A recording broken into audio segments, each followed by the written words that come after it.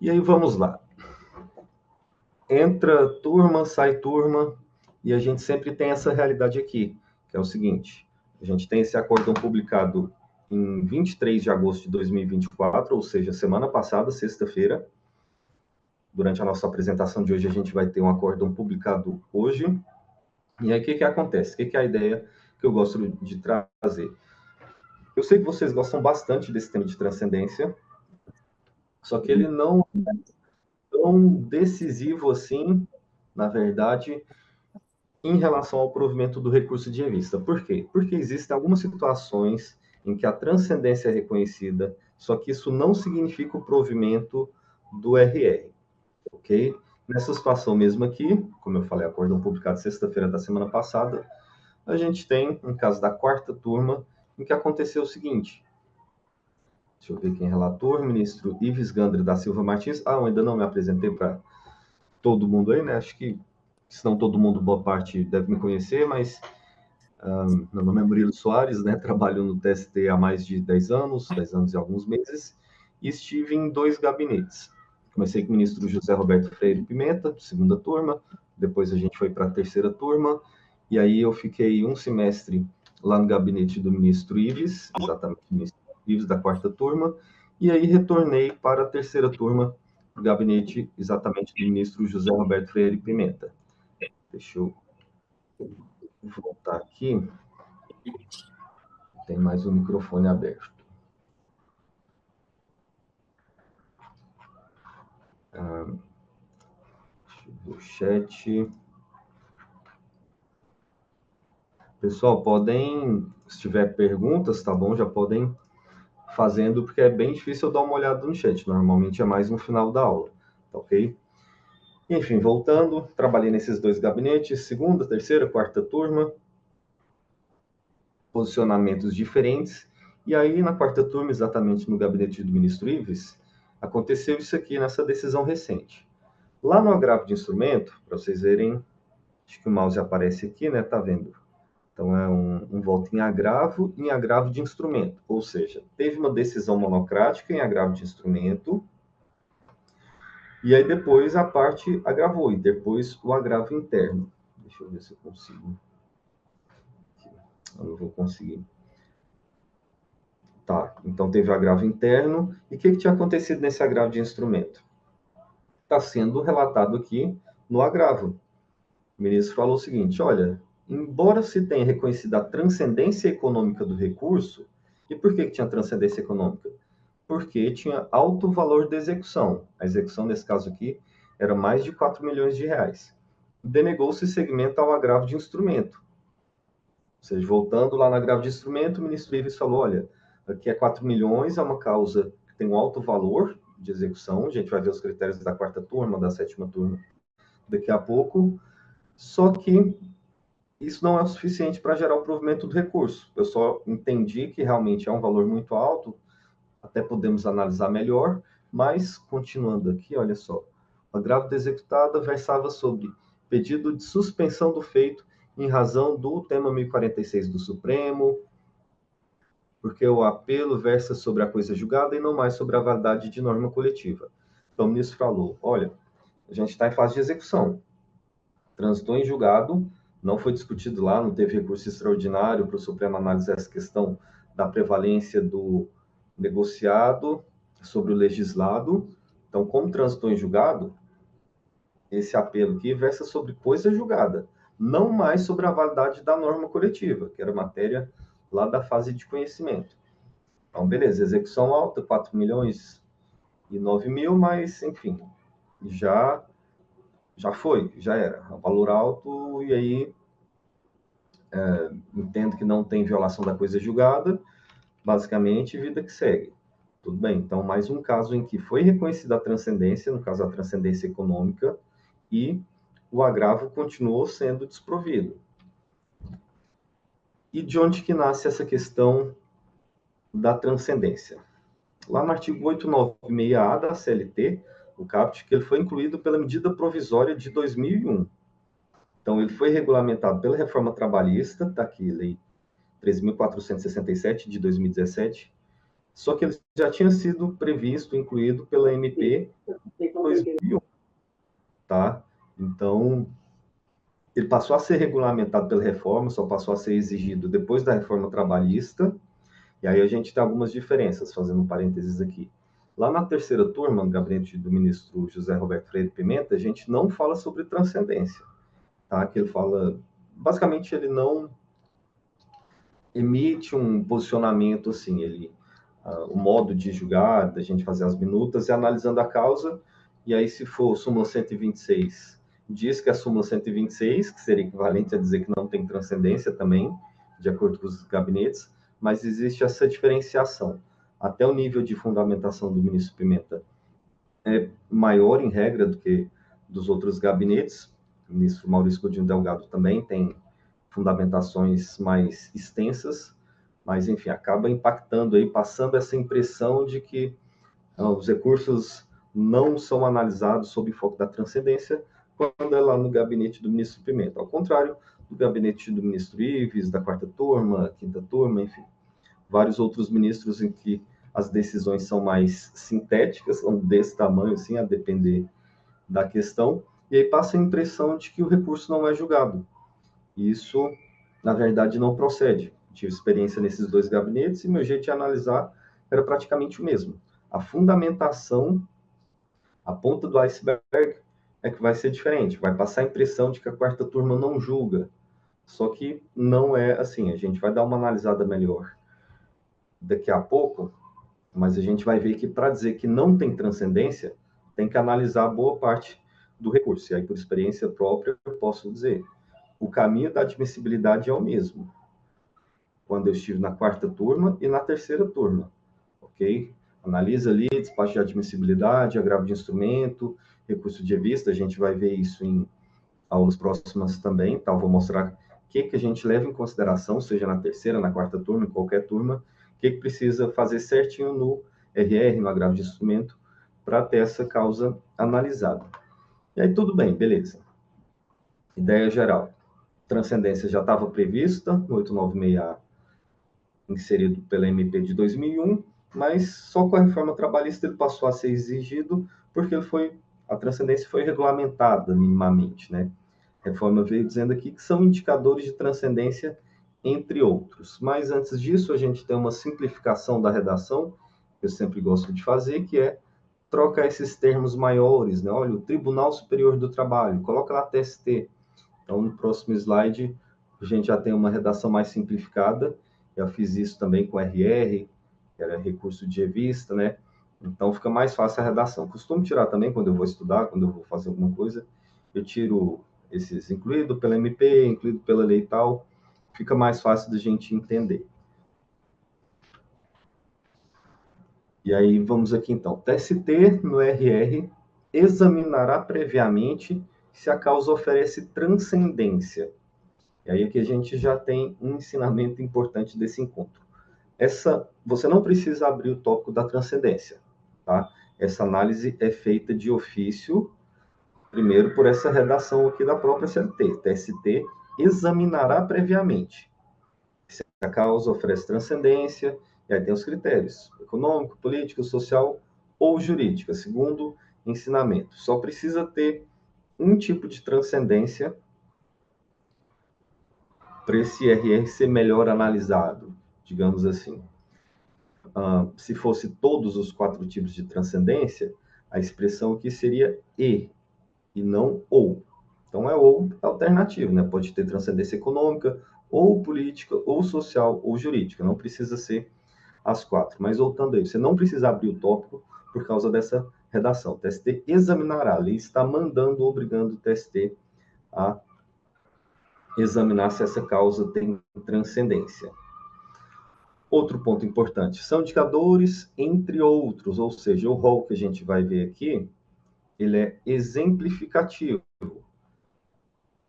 A gente tem algumas sugestões de hipóteses de transcendência, mas a gente de antemão já sabe que o que está aqui na CLT é um rol exemplificativo. E aí, como se não bastasse essa interpretação, que às vezes você pode não acreditar em mim, a gente tem o regimento interno do TST e julgados do TST falando que que você não precisa, basicamente, abrir o tópico da transcendência. Aqui no artigo 247 do Regimento Interno do TST, vamos lá simplificar também, naquela lógica que eu fiz, né, de abreviar, basicamente. O regimento interno tá, olha, aplicação do 896A da CLT, que fala da transcendência, observar ao disposto neste regimento, devendo o TST, no recurso de revista, examinar previamente de ofício se a causa oferece transcendência.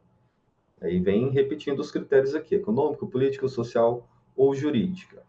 Então, mais um argumento aí para te dizer que você não precisa abrir o tópico da transcendência. Bem, mais um julgado aqui, esse publicado em 14 de junho de 2024, também da quarta turma. Ministro Alexandre Luiz Ramos, fazendo menção exatamente a esse artigo 247. Olha, na forma do 247 do regimento aqui do tribunal, o exame prévio de ofício da transcendência deve ser feito à luz do recurso de revista. Até teve um comentário lá no grupo do WhatsApp em relação a isso, falou, olha, teve um julgado aqui em agravo de instrumento que falou que não tem transcendência, só que a ideia é o seguinte, é dizer, bom, o que é o agravo de instrumento? É o recurso que quer destrancar o recurso de revista, correto? Beleza. Então, tudo bem, eu estou analisando o agravo de instrumento, mas deixa eu olhar para o seu recurso de revista aqui. Ah, ele não tem transcendência econômica, social, política e jurídica. Então, de fato, ele não deveria ter segmento. E aí, denego o segmento, nego o provimento ao agravo de instrumento, porque o recurso de revista não tem transcendência. Ele não merecia seguir mesmo. O TRT fez certo ao trancar esse RR. E aí faz menção à transcendência, não em relação ao agravo de instrumento, mas em relação ao RR. Repito, estou julgando o agravo de instrumento. Eu vejo que o seu RR não tem transcendência.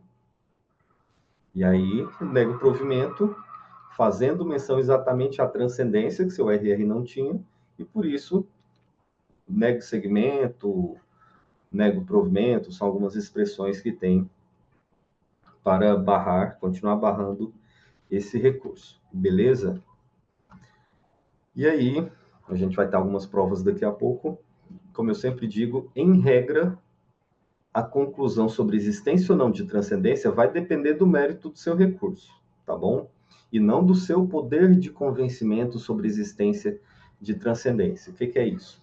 Quando a turma diz que o seu recurso tem transcendência, normalmente ele vê o mérito do RR, vê ali se o acórdão do TRT, por exemplo, contraria uma súmula do TST, e aí se ele não contrariar uma súmula do TST, a turma vai falar, olha, não tem transcendência política, porque o acórdão está de acordo com a súmula ou com a jurisprudência reiterada, notória, atual do TST. Então, por isso, não tem transcendência. Não é simplesmente, não quero julgar. Não, estou vendo aqui a tese que o TRT adotou, está de acordo com a nossa súmula, com a nossa jurisprudência, então não tem transcendência. Novamente, vamos ver exemplos claros do dia. Que imita o aplicativo verdadeiro dos bancos. Tem gente alguém pelas redes sociais da golpista enganar comerciante. Pronto, tá fechado aqui. Estava com o som de TV um pouco alto. E aí, enfim. Então, vamos partir aí para essa ideia do rol exemplificativo. Então, a CLT traz alguns exemplos do que pode ser um indicador de transcendência, para você já ter uma ideia mais ou menos de quando que a sua causa pode ter transcendência ou não. Esse aqui é uma parte do livro do ministro Ives, em que ele diz o seguinte, ele entende essa questão da subjetividade que existe, a CLT não é tão clara assim, quanto quais critérios de fato demonstram transcendência, e aí ele veio falando, olha, quanto ao primeiro receio da subjetividade, né? Essa subjetividade pode ser afastada mediante o quê? Estabelecimento de critérios objetivos de transcendência. E aí, nesse sentido, ele sugere que poder-se-ão adotar, entre outros, os seguintes parâmetros para cada uma das espécies. Eu vou falar aqui que a gente costumava fazer no gabinete, na verdade, o que o pessoal costuma fazer, que eu fazia quando estava lá. Transcendência jurídica. A gente vai ver, é o quarto tipo de transcendência que a gente vai ver, é quando existe uma questão nova em torno da legislação trabalhista, basicamente. Então, questão nova é a expressão-chave. E o ministro Ives sugere, olha, para a gente não ficar muito sem saber o que é questão nova, a gente coloca um critério objetivo para a transcendência jurídica. Se o RR estiver falando sobre uma matéria nova, e o que seria uma matéria nova? Que a SDI1 do TST ainda não fixou a interpretação da lei. Então, assim, pode ter 1 milhão de recursos de revista que as turmas analisaram. Mas se a SDI não tiver um posicionamento sobre aquela questão, vai haver transcendência jurídica. É como se o ministro Ives falasse o seguinte, olha, a gente pode debater melhor aqui, ter essa transcendência jurídica, fazer uma fundamentação melhor, se a SDI não tivesse posicionado sobre o assunto, sobre o órgão que pacifica, mas essas questões não tivesse posicionado. Então, precisa de uma decisão mais forte, de um órgão colegiado mais forte do que as turmas, para ter essa transcendência jurídica. Ou então, uma decisão vinculante do Supremo, a questão lá dos correção monetária, juros de mora, ou então beneficiário da justiça gratuita, poder ser condenado ao pagamento de honorários advocatícios de sucumbência, só que tem a suspensão da exigibilidade, né? Então, assim, a quarta turma usa isso como critério. Se a SDI, ou então o Supremo, decidiram sobre uma questão trabalhista, dessa decisão vinculante aí, por exemplo, não vai haver transcendência jurídica. E aí vai depender do ponto, né? Pô, se o TRT, vamos analisar a questão dos honorários advocatícios e da justiça gratuita. Se o TRT não condenou o beneficiário da justiça gratuita a pagar honorários advocatícios de sucumbência, não condenou, falou, olha, entendo que o Supremo excluiu a possibilidade de deferir honorários advocatícios de sucumbência, porque ele é beneficiário da justiça gratuita.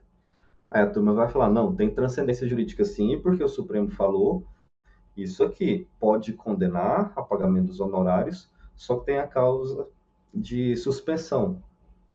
Suspensa ali até 2 anos após o trânsito em julgado, salvo se a parte interessada comprovar a modificação da situação jurídica.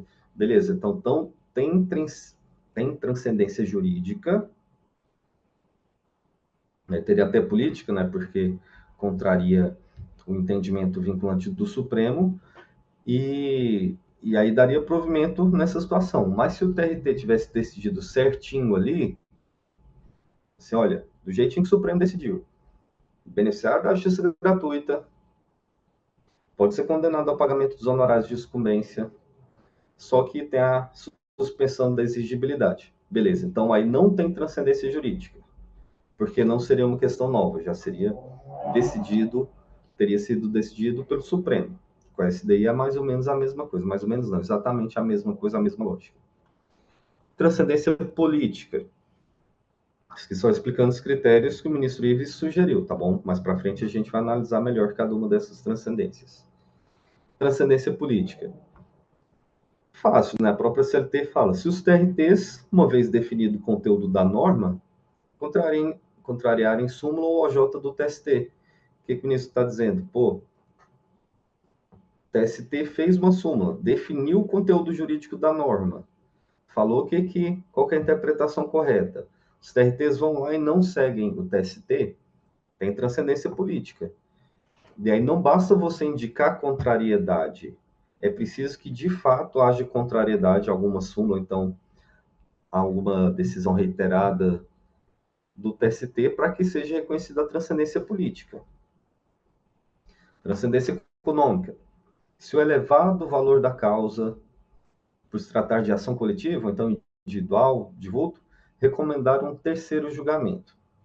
E aí aqui não está escrito, mas a quarta turma adota como parâmetro, basicamente, R$ 500 mil. Então, vamos lá. Na fase de conhecimento, a gente vai ter julgado daqui a pouco, tá bom?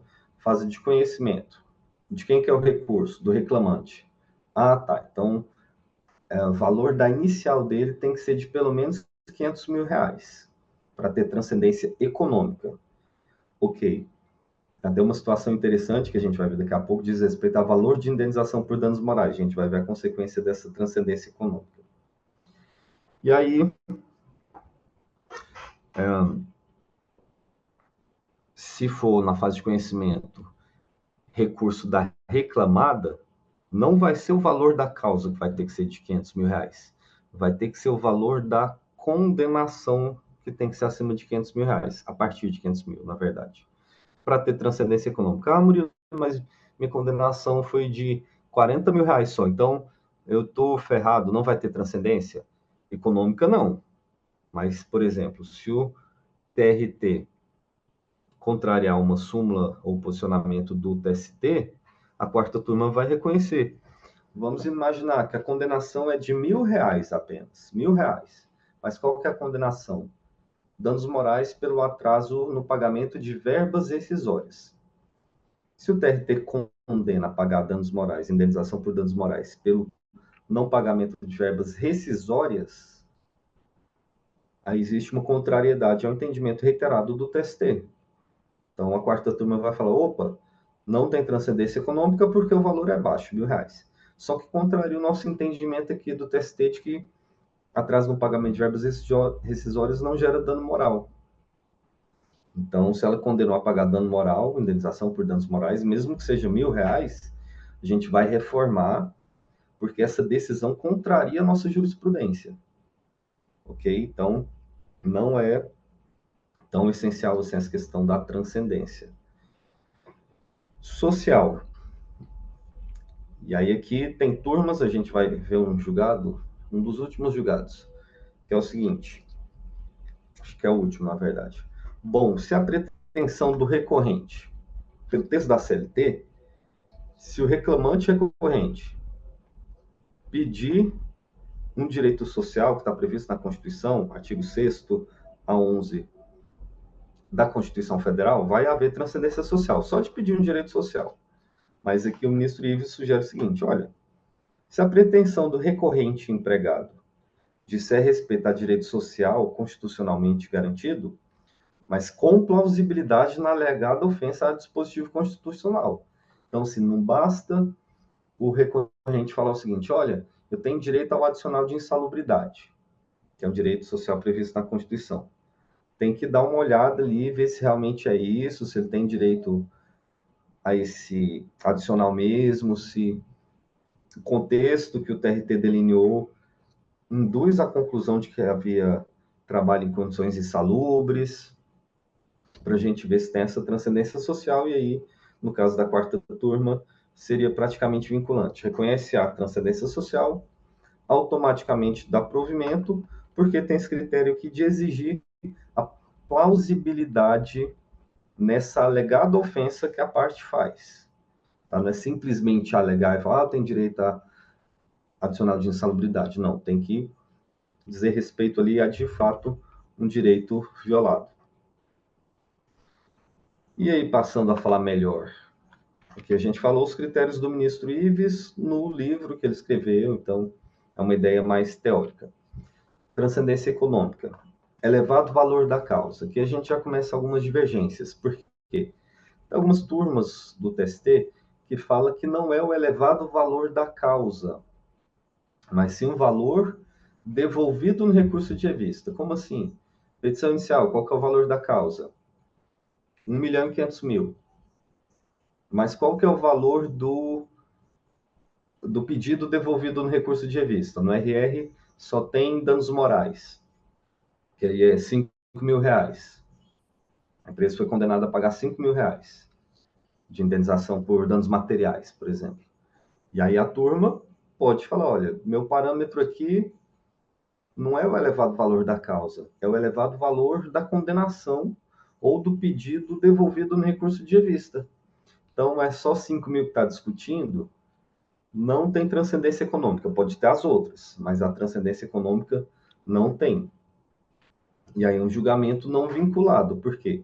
Porque pode ser que a turma reconheça a transcendência econômica, mas o fato de reconhecer a transcendência econômica não vincula ao provimento desse recurso. Aquela questão que a gente falou, quarta turma não tem os parâmetros objetivos, R$ 500 mil, pode falar, nossa, realmente, muito alta essa condenação. Só que entendo que não tem razão no mérito, o valor aqui dessa indenização por danos morais está razoável, é esse mesmo, e aí nega o provimento. A gente acabou de falar, né? A matéria devolvida no recurso de revista é de alto valor. E aí, como a gente viu, deixa eu até voltar no texto aqui, são indicadores de transcendência, entre outros. Como que a gente deve ler isso aqui? Olha, entre outras hipóteses, o elevado valor da causa é um indicador de transcendência econômica. Só que pode ser, esse aqui, elevado valor da causa, é uma das hipóteses, tá bom? Só que pode ser que a causa tenha um valor pequeno, mas tenha transcendência econômica. Pode ser, tá bom? Isso aí é critério da turma. Eu coloco aqui como sugestão, outra hipótese. De repente você pode argumentar, ou então a turma pode argumentar, olha, se a gente não analisar essa questão do grupo econômico aqui, de responsabilidade solidária ou subsidiária, pode ser que o reclamante não receba os valores da condenação.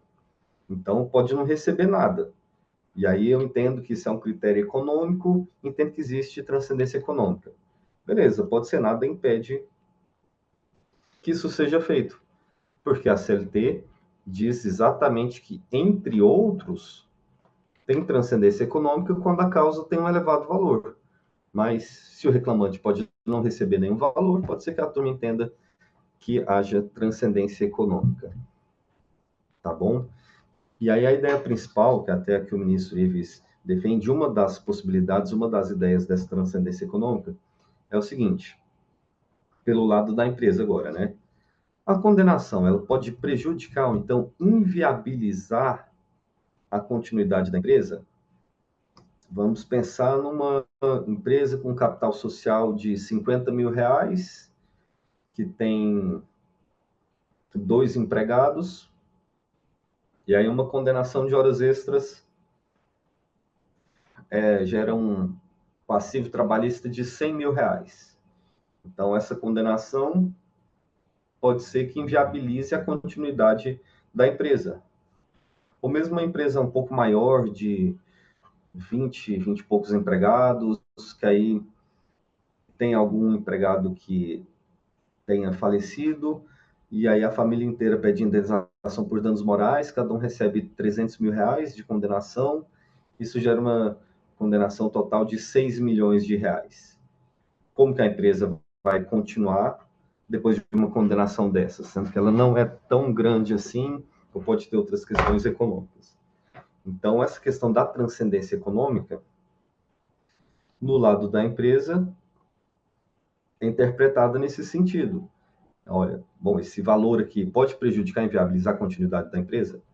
Lembrando que o ministro Maurício Godinho Delgado, por exemplo, fala que a empresa tem uma importância para a sociedade.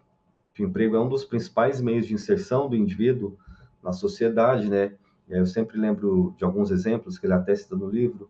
Bom, a gente pode ter não exatamente esse exemplo, mas algumas cidades do interior que tem uma empresa muito grande, às vezes vai um frigorífico, uma montadora de automóveis, essa cidade tem 5 mil habitantes e desses 5.500 trabalham na empresa. Então, se essa empresa fechar, 10% do dia para a noite, 10% da cidade, 500 empregados de 5 mil pessoas, vão perder o emprego. E aí isso vai ter consequência não só para 10% da população, porque vamos colocar como padrão aí famílias com 3, 4 pessoas. Então, seja homem, seja mulher, que seja responsável ali pelo sustento da casa, se não for compartilhado,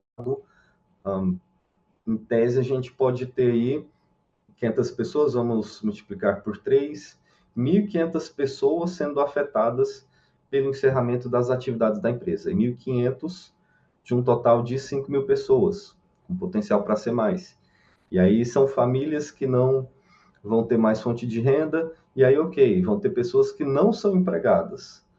Vai ter gente que tem vendinha, mercado, e aí um monte de gente não vai mais comprar naquela venda, naquele mercado, naquela padaria, enfim, vai prejudicar a economia daquela cidade em razão do encerramento das atividades da fábrica. Então, essa que é a ideia da transcendência, né?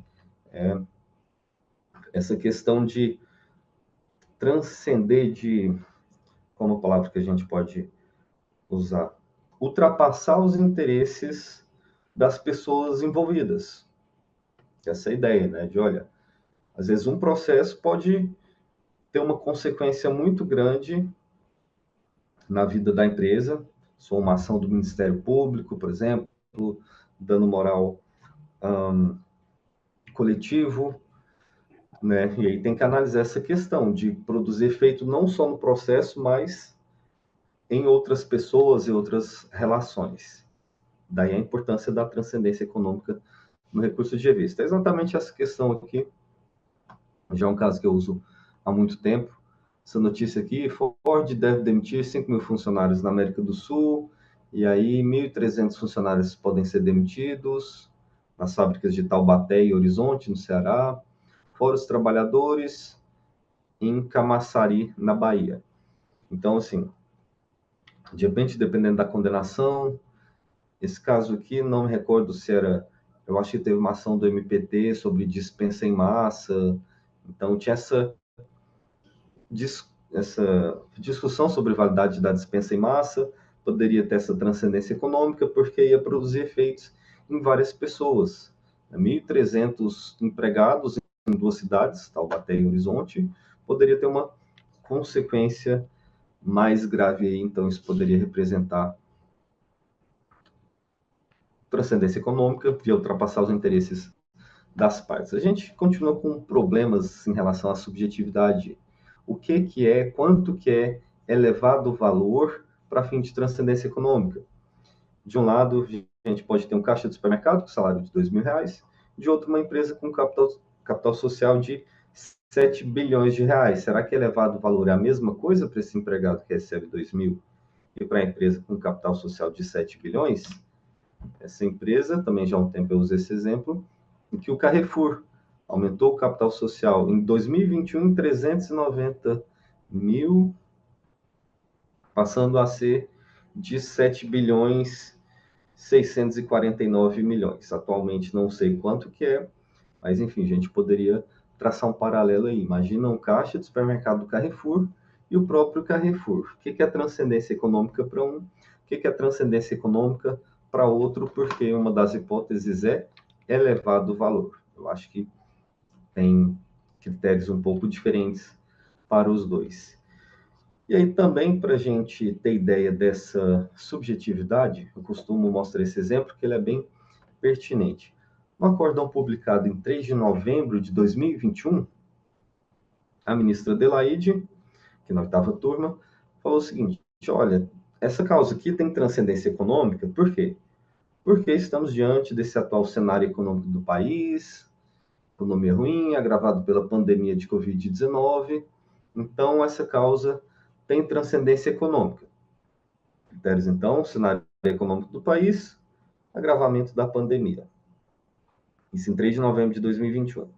Qual que era o valor da causa que tinha transcendência econômica? R$ 20.000, quase 21, tá bom? Então, a ministra Adelaide falou, olha, R$ 21.000 tem transcendência econômica por causa do atual cenário econômico do Brasil e pandemia, beleza.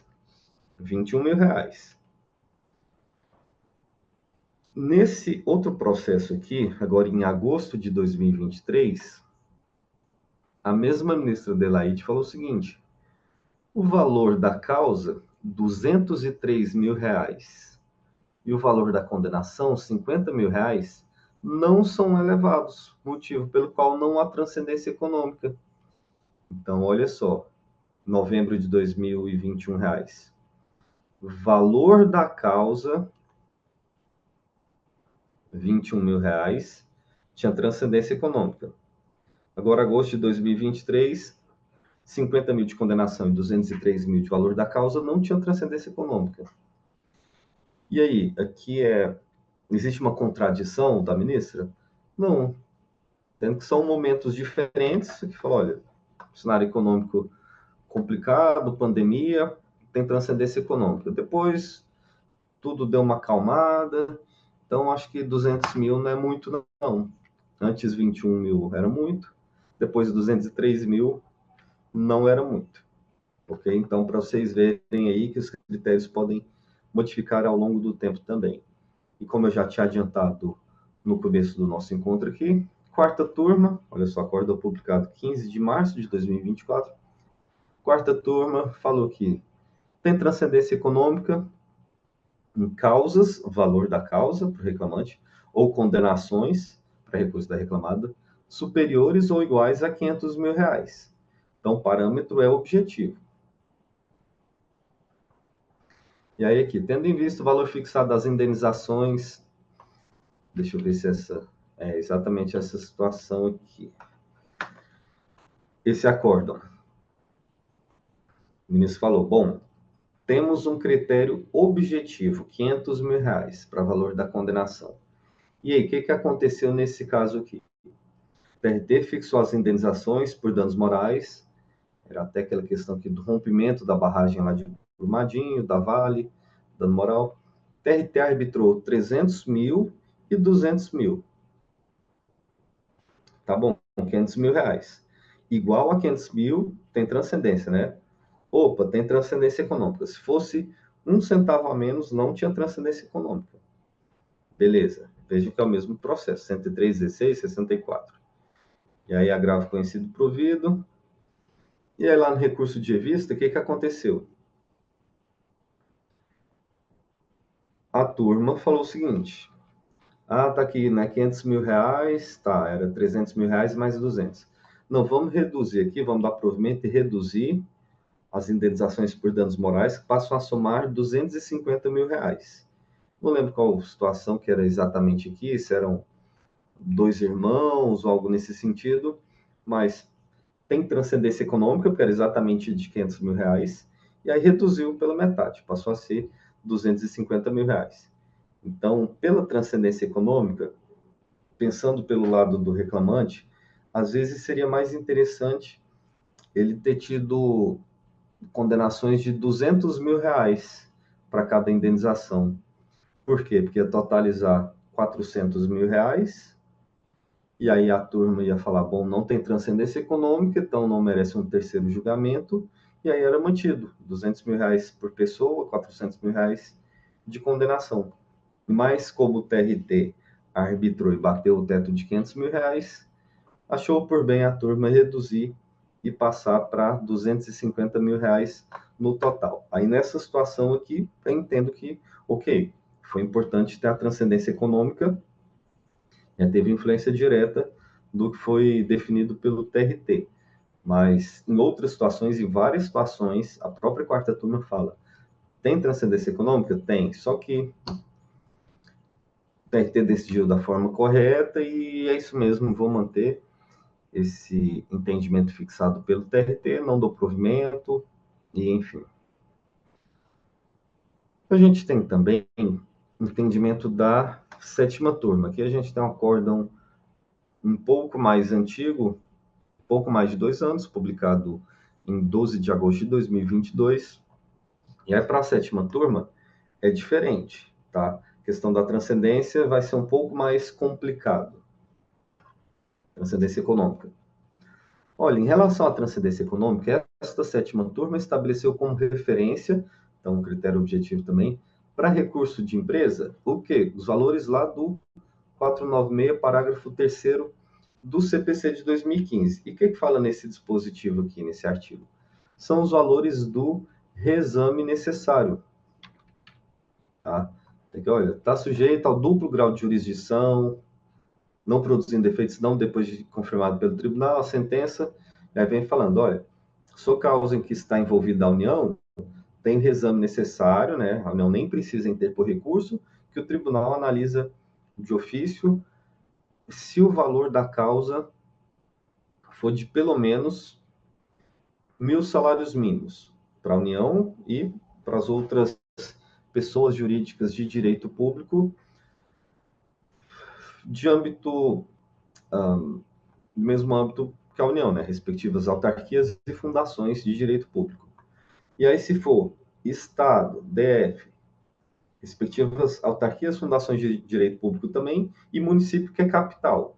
Então, eleva-se, né? Diferencia o que é município que é capital, cidade maior, do município que não é capital, que tende a ser cidade menor. Por quê? Porque se for Estado DF ou município que é capital, está sujeito ao exame necessário se a condenação for de pelo menos 500 salários mínimos. E aí, se for de mais municípios e tudo mais, o valor passa a ser 100. Então, a sétima turma escolheu como parâmetro e falou o seguinte: olha, se a empresa for grande igual à União, não grande igual à União, claro, mas se a empresa estiver no âmbito de mais de um estado, que seria mais ou menos equivalente à União, vai ter transcendência econômica se a condenação for de pelo menos 1.000 salários mínimos. E aí, se a empresa for de âmbito estadual, vai ter transcendência econômica se a condenação for de pelo menos 500 salários mínimos. E aí, deixa eu só confirmar aqui. Não, então, a sétima turma não faz a diferenciação de ser município que é capital ou não, porque olha só, temas devolvidos no recurso, então restringe ali, né? Fala, olha, não vamos ver o valor da causa ou da condenação, vamos ver o valor que está no RR.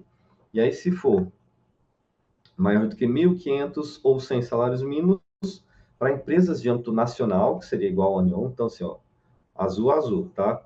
Empresa de âmbito nacional, mais de um estado, 1.000 salários mínimos. Tem que ter o tempo devolvido no recurso de revista.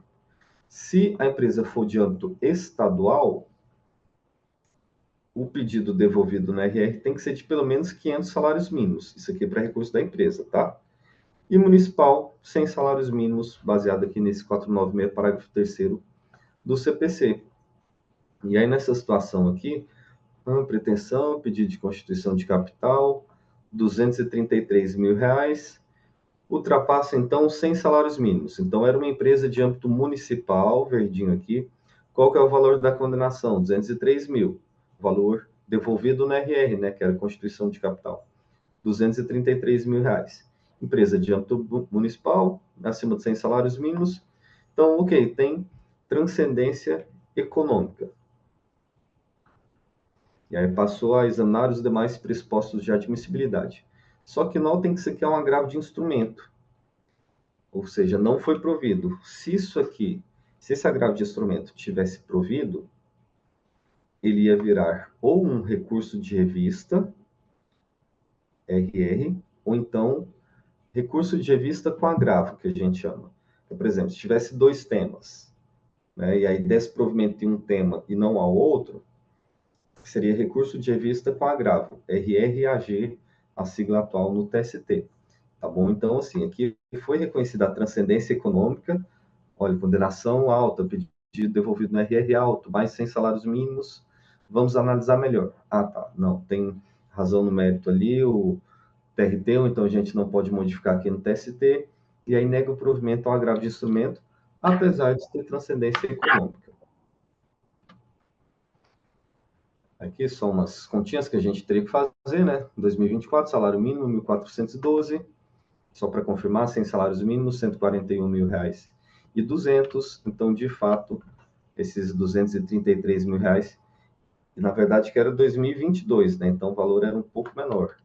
Esse salário aqui é de 2024. A gente teria que atentar a essa questão também.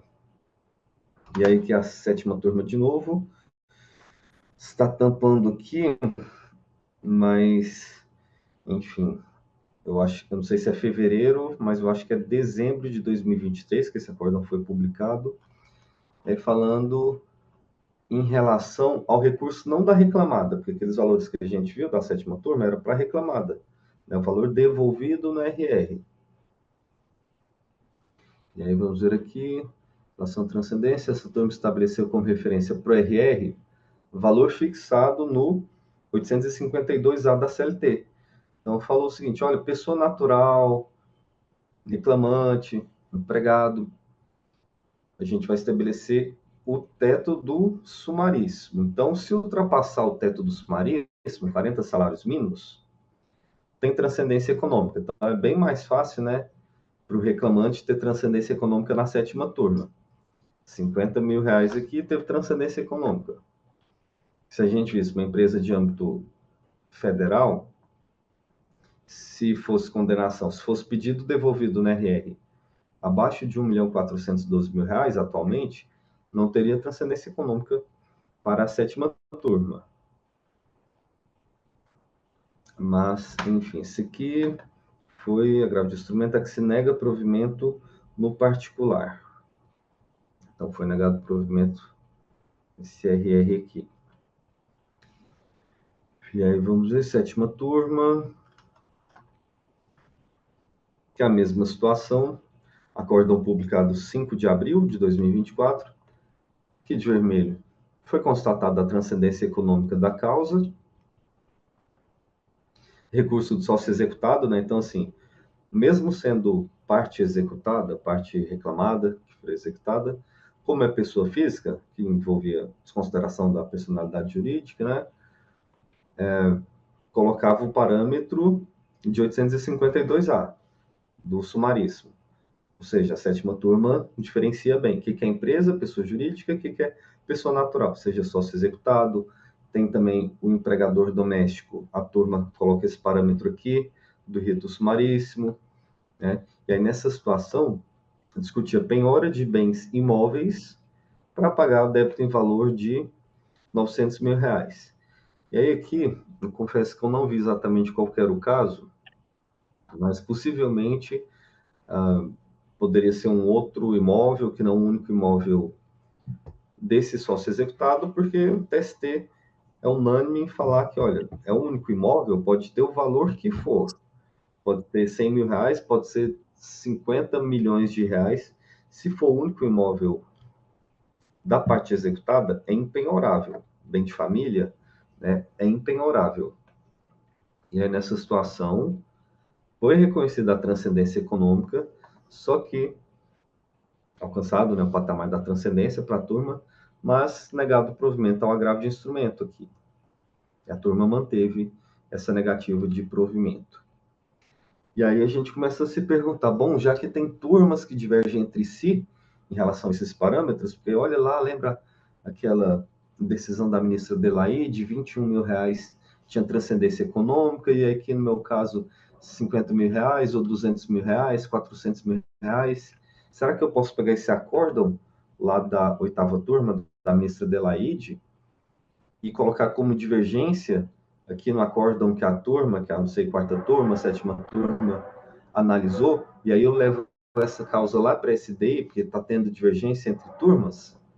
Então, já que tem turmas que divergem entre si quanto aos valores para fins de transcendência econômica, posso interpor embargos para a SDI? E a resposta é não. Acórdão publicado em 15 de março de 2024, ministro José Roberto Freire Pimenta, lá do gabinete da 3ª turma, integra também a subseção 1, especializada em dissídios individuais, falou, olha, não cabem embargos contra a decisão colegiada que nega transcendência à causa discutida no RR. A SDI já tinha esse entendimento em 2021, continua até hoje. Então, assim, se a turma não reconheceu transcendência econômica ou qualquer outro tipo de transcendência, na verdade, não adianta interpor embargos com base em transcendência. Se for o RR, por exemplo, dá para você pegar um acórdão divergente e discutir o mérito da questão. Pode ser que isso dê certo, mas transcendência por transcendência não é aceito como fundamento para a divergência jurisprudencial por via dos embargos, tá bom? É o quê? Transcendência econômica é subjetivo mesmo, tem turma que vai falar que é elevado o valor da causa, tem turma que vai analisar a petição inicial, tem turma que vai analisar a condenação, e aí na execução, voltando na 4ª turma, a 4ª turma fala que é 500 mil reais, se for em fase de execução, do valor dessa execução, da liquidação ali, do julgado, né? E aí não importa se é exequente ou se é executado. E a gente tem uma segunda possibilidade. Mas deixa eu parar um pouquinho para ver se dá uma olhada no chat e ver se vocês têm perguntas também para a gente responder agora. Alguém quer falar alguma coisa, tirar alguma dúvida?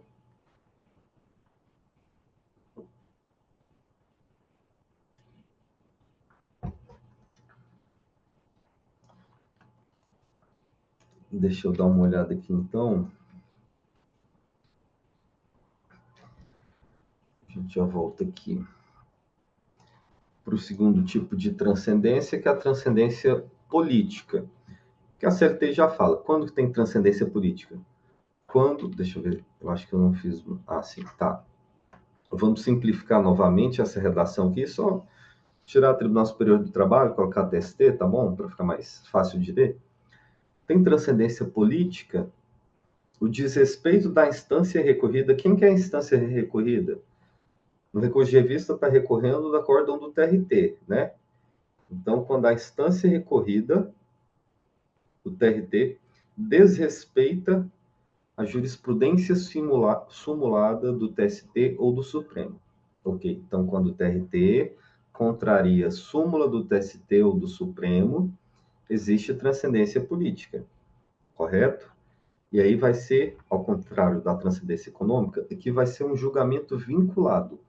Se o TST falar, bateu o olho na corda, olha, aqui o TRT, que é a instância recuída, está desrespeitando, está contrariando a súmula nossa daqui do TST. Então, eu conheço por contrariedade a súmula tal, ou, enfim, pega a violação de algum dispositivo, se não for uma questão sumulada, e dá provimento com base nisso. Como a gente falou, pode ser que bom, um dos critérios, na verdade, né, é esse. Um dos critérios de transcendência política é quando o TRT contraria a súmula do TST. Mas pode ser que a jurisprudência não seja sumulada, mas o TRT contraria, e aí ainda assim é possível reconhecer a transcendência política. E aí isso aqui é o regimento interno do TST. Eu não vou conseguir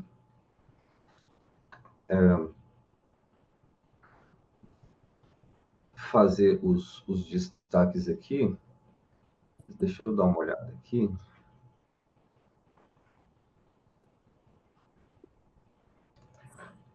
Eu acho, deixa eu só tentar uma coisa um pouco diferente aqui.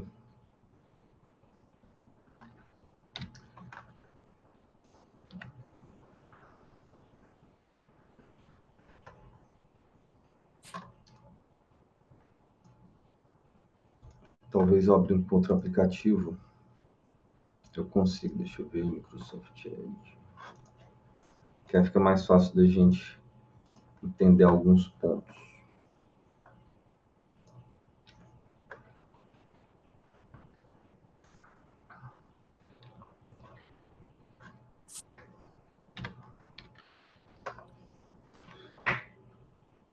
Editar.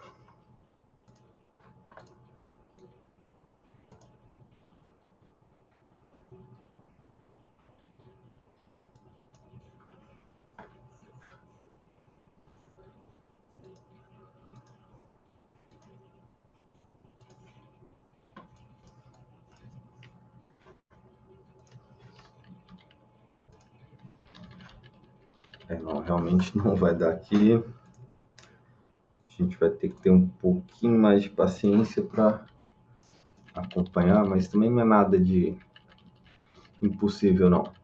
Mas, enfim, temos o regimento interno do TST, que fala o seguinte, deixa eu ver aqui.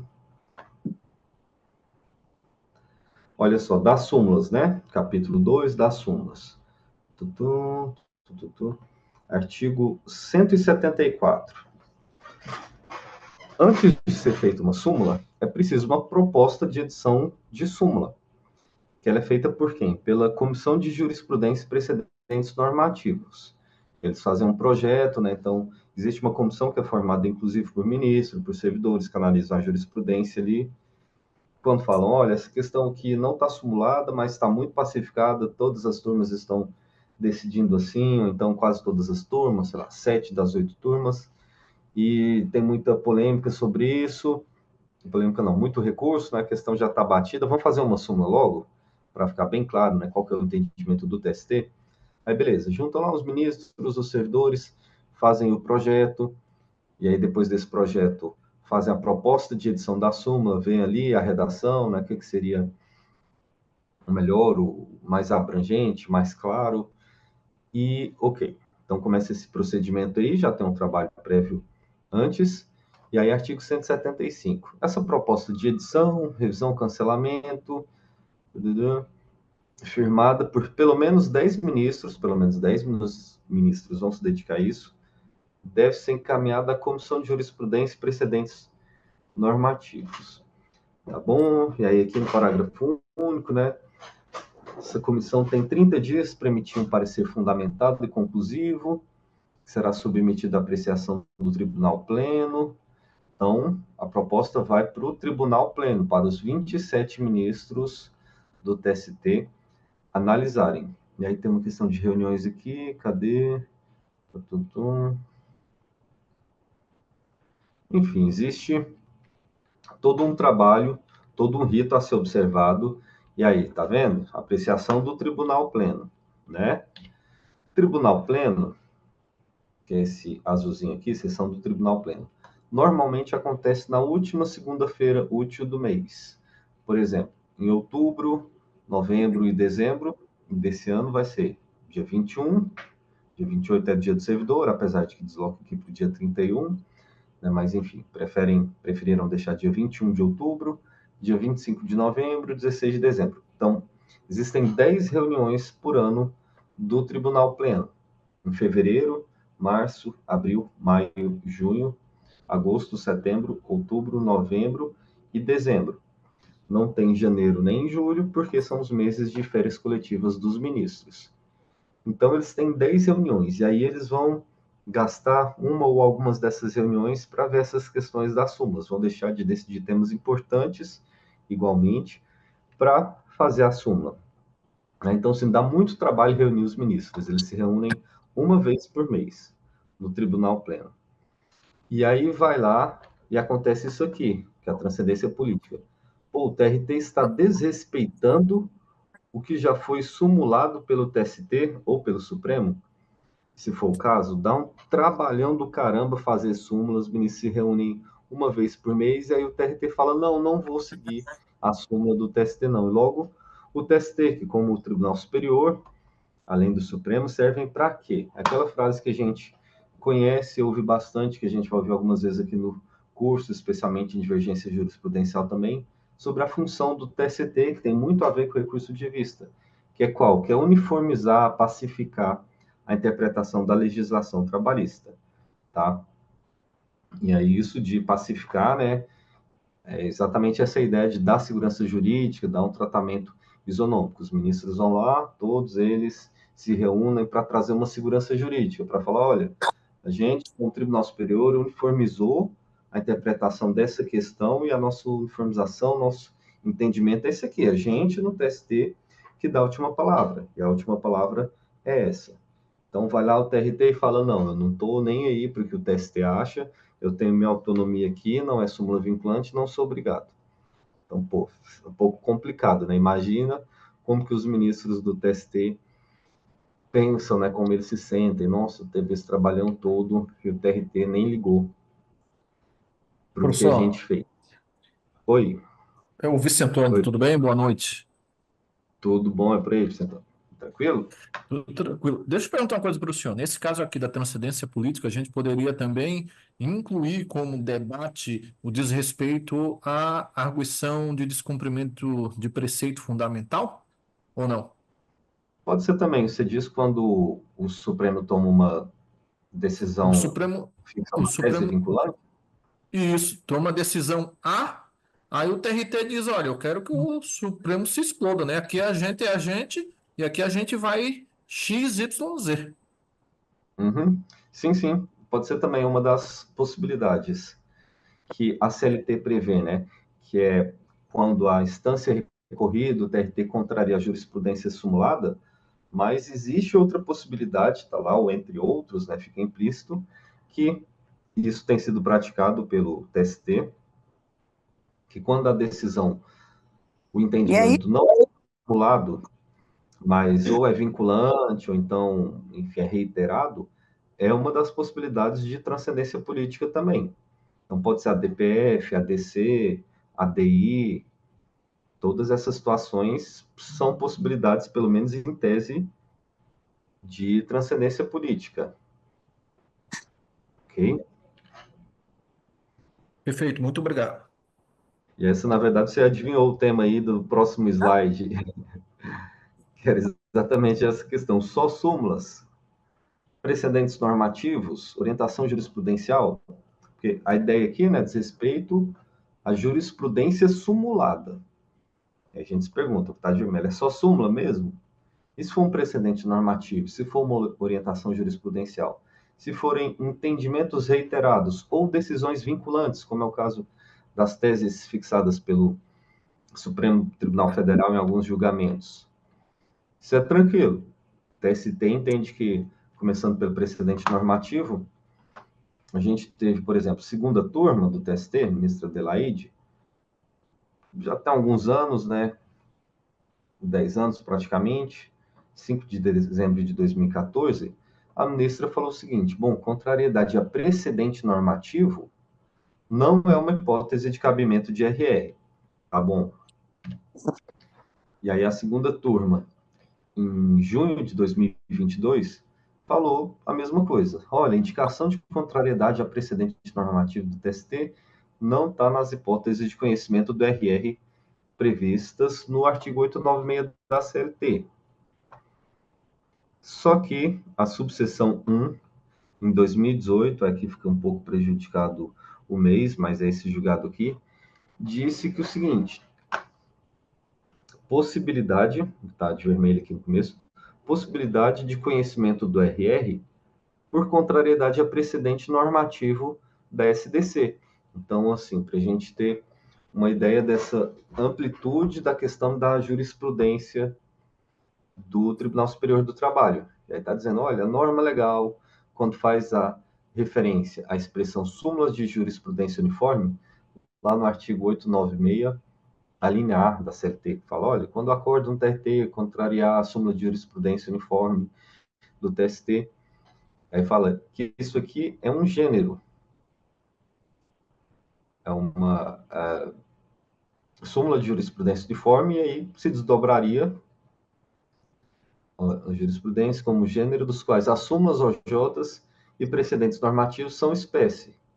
Então, é o que eu costumo dizer, né? Bom, lá no rito sumaríssimo, por exemplo, só vai poder alegar violação de dispositivo da Constituição Federal ou então contrariedade à súmula com S maiúsculo, que essas súmulas aqui, feitas pela SDI, aliás, desculpa, pelo pleno do TST, que é o pleno do TST que faz as súmulas, não vai caber alegar contrariedade ao OJ, isso no rito sumaríssimo.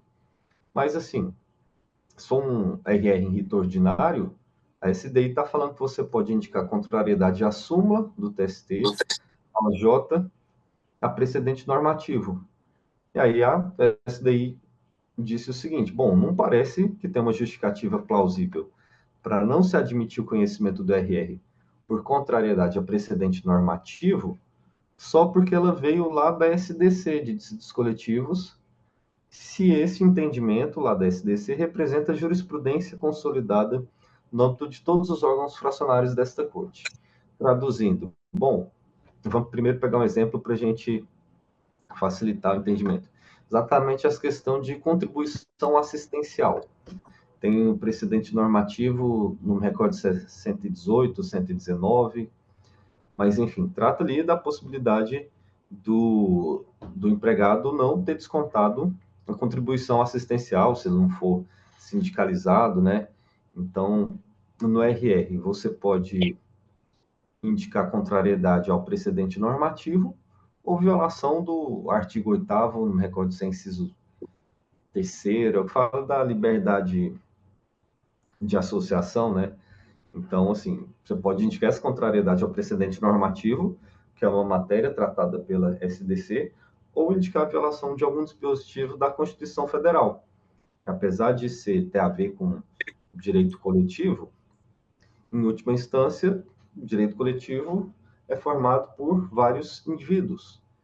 Então, tanto em demandas dissídios individuais quanto dissídios coletivos, essa mesma matéria pode ser tratada. E aí a SDI fala, olha, se a SDC, analisando questão coletiva, trata da matéria, faz um precedente normativo, e essa mesma matéria pode ser tratada em dissídio individual, é tratada ali pela Constituição Federal, ou então tem divergência jurisprudencial, não me parece haver uma justificativa razoável para não conhecer do RR por contrariedade a precedente normativo.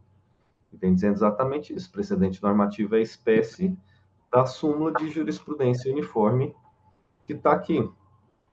Então, assim, se, levando isso para a transcendência, se o acórdão do TRT contraria um precedente normativo da SDC, pode ser conhecida a transcendência política, exatamente porque é o entendimento, ainda mais de um órgão colegiado. Eu até já fiz uma minuta há um tempo bem interessante que envolvia essa questão assim.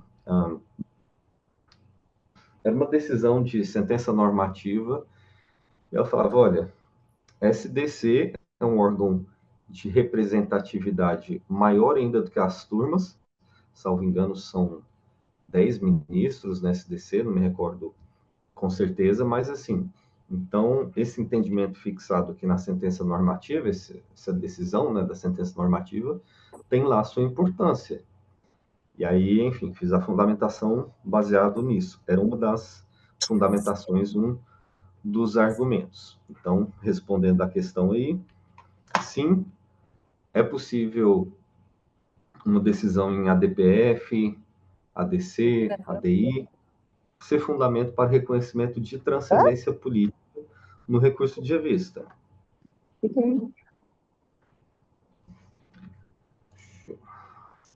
Deixa eu voltar aqui.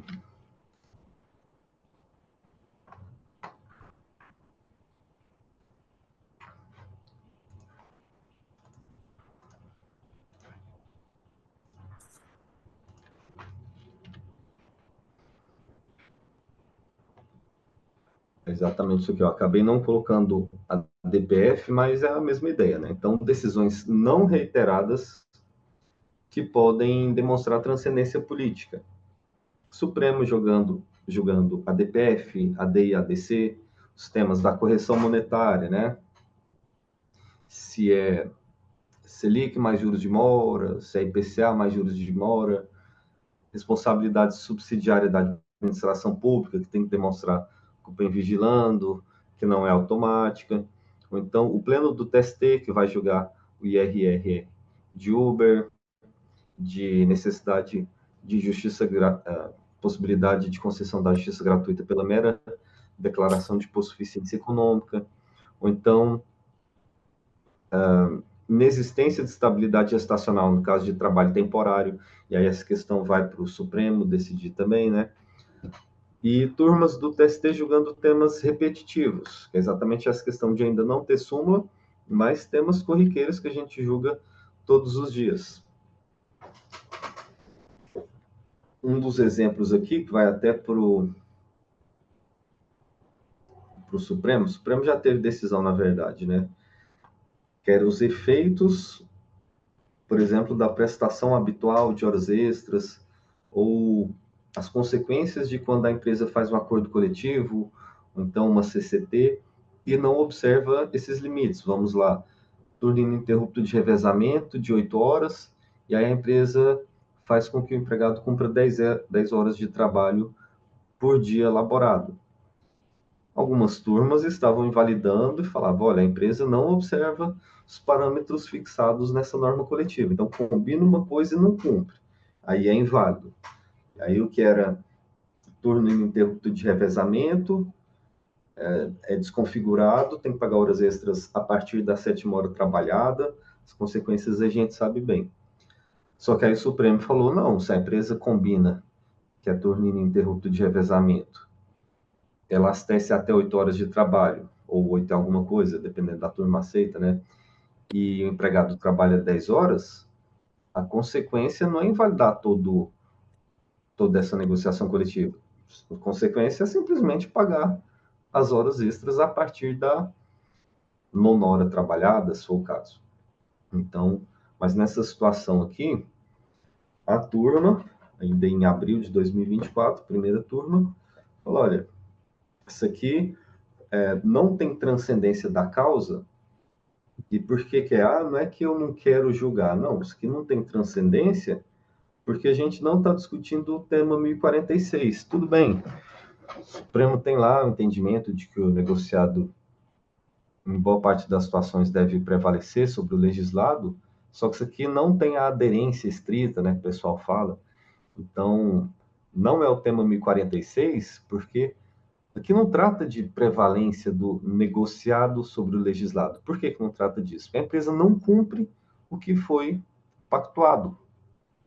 A empresa não observava os parâmetros fixados na norma coletiva. Então, não colide com a tese fixada pelo Supremo no tema 1046. E aí, se não tem a ver, se não tem essa aderência, não tem transcendência da causa. Mas reparem, aqui a turma do TST foi lá no acórdão e falou, não, olha aqui, ó, o TRT disse que a empresa não cumpriu o negociado. Então, não incide o tema 1046, e aí eu não estou descumprindo, o TRT não descumpriu decisão do Supremo, e aí não tem transcendência. Se tivesse descumprido o entendimento vinculante do Supremo, aí beleza, teria transcendência política, se fosse o caso. Mas aqui, não, são situações diferentes. Então, aquela impressão que a gente tem de, a turma não quis julgar, nem sempre, na verdade, quase nunca é assim, pelo menos na minha experiência como servidor. Seja desde a segunda turma, passando pela terceira e pela quarta, apesar de as decisões da quarta turma serem mais sucintas, eram nesse sentido de analisar o recurso, fazer o mesmo caminho de admissibilidade ali, olha, despacho de admissibilidade, agravo de instrumento, recurso de revista, acórdão. A gente vai ter uma aula em que eu vou analisar um recurso, tá bom? Um processo, e aí vocês vão entender melhor, quem ainda não teve oportunidade de ver essa aula. Mas podem ficar tranquilos que a gente acaba julgando sim. O problema é que, como eu falei, às vezes só mostra a ponta do iceberg, que é a turma falando, não tem transcendência econômica porque não tem alto valor da causa. A gente vai ver um julgado daqui a pouco, vai aparecer essa ementa e vocês vão identificar melhor. Mas, enfim, existe uma análise, sim. Nessa situação aqui também. E aí aqui, o acórdão publicado hoje.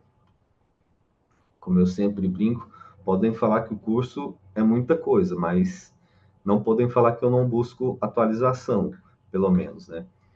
Acórdão publicado hoje, 26 de agosto de 2024, primeira turma, dizendo que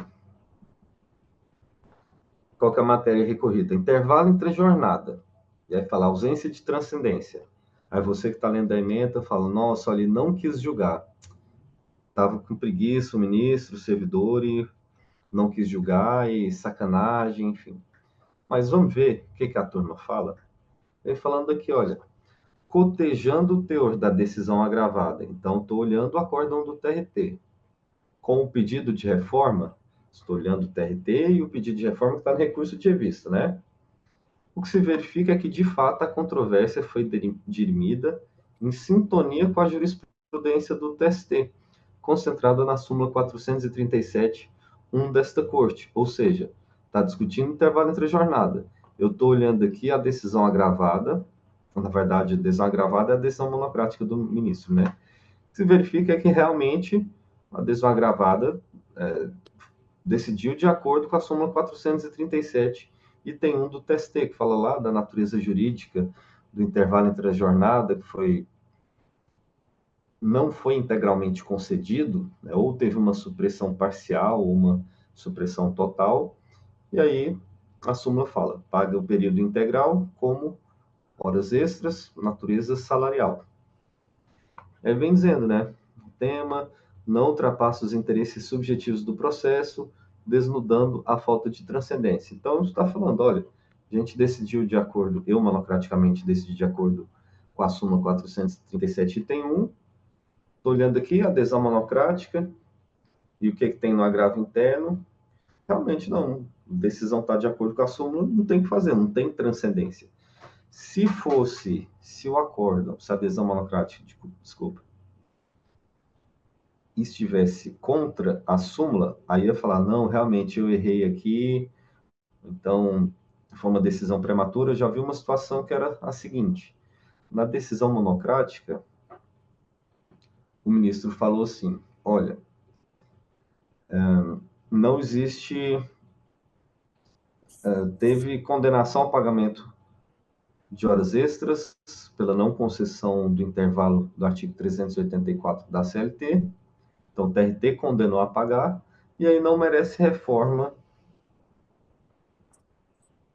esse acórdão do TRT, porque o recurso é da reclamante, da empregada, mas teve condenação.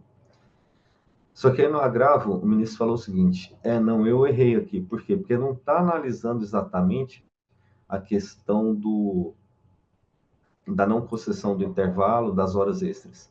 Aqui, na verdade, o TRT condicionou o pagamento, condicionou essa condenação ao quê? A empregada tem que trabalhar mais de 30 minutos por dia. Se não me engano, é no TRT da nona região, que tem até uma súmula, algo assim, que fala o seguinte: empregada, quando era o caso, né, antes da reforma trabalhista, não vamos discutir aqui direito intertemporal, mas tem um TRT que fala o seguinte: se a empregada não trabalhou menos do que meia hora extra, ela não tem direito ao intervalo do artigo 384 da CLT. E aí essa que era a situação que bateu lá no TST. O ministro falou, não, teve condenação que é o pagamento do intervalo e, enfim, não merece reforma a decisão. Aí depois, no agravo interno, o ministro falou, não, realmente, eu errei, a decisão aqui está analisando outra situação, está condicionando o pagamento do intervalo aqui a trabalhar pelo menos meia hora, e aí dou provimento ao agravo, reforma a decisão monocrática.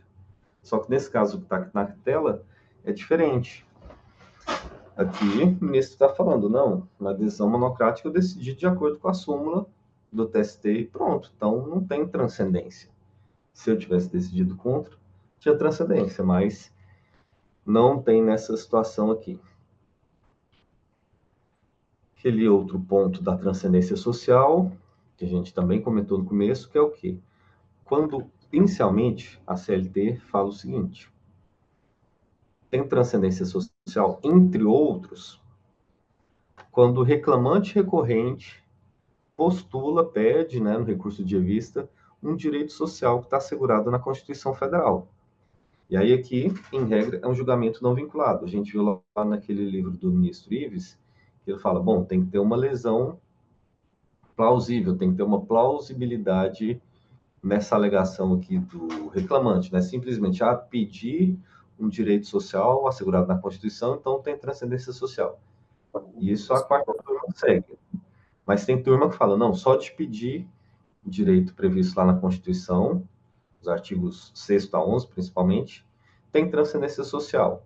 E aí faz uma fundamentação um pouco mais aprofundada. A gente tem um problema aqui também, que é o seguinte, bom, às vezes esse reclamante recorrente não necessariamente é empregado, tá? Pode ter uma ação de consignação e pagamento da empresa, pode ter ação entre sindicatos. Então, às vezes o sindicato reclamante está indo contra uma empresa, está indo contra outro sindicato, então não necessariamente é empregado. A princípio, em princípio, a gente acha que é empregado aqui, né? Mas tem essa possibilidade da gente ver outra parte reclamante que não é empregado, e também tem o entre outros, rol exemplificativo. Então, pode ser que a empresa peça alguma coisa no recurso e tenha transcendência social reconhecida.